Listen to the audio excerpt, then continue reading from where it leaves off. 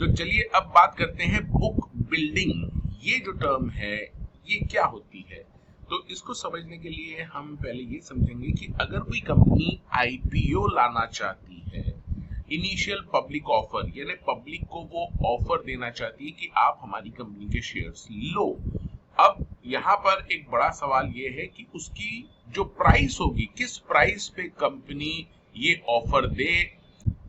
अगर ये कंपनी को पता नहीं है कि क्या बेस्ट प्राइस हो सकती है और कितनी क्वांटिटी में शेयर्स उसको इश्यू करने हैं, वो उसको पता नहीं है, तो ऐसे में कंपनी क्या करती है, सबसे पहले एक डिमांड पता करने के लिए, उसके जो शेयर्स हैं उसकी मार्केट में क्या डिमांड है वो पता करने के लिए DRHP फाइल करती है सेबी के यहाँ।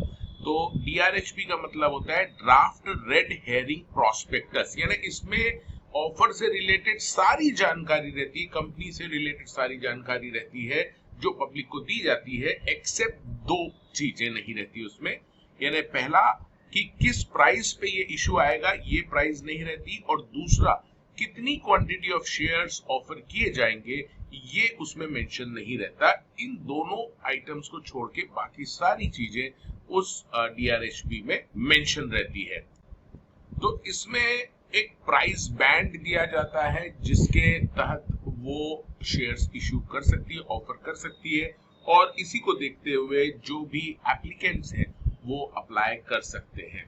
इसके बाद कंपनी को पूरा अंदाजा हो जाता है कि ये जो हमारा इशू है उसकी एग्जैक्ट प्राइस कितनी रखनी है और कितने नंबर ऑफ शेयर्स इशू करने हैं। अगर हम इसकी लीगल डेफिनेशन देखें बुक बिल्डिंग की, तो ये कहते हैं कि means a process undertaken to elicit demand and to assess the price for determination of the quantum or value or coupon of specified security or Indian depository receipt, as the case may be, in accordance with the regulations.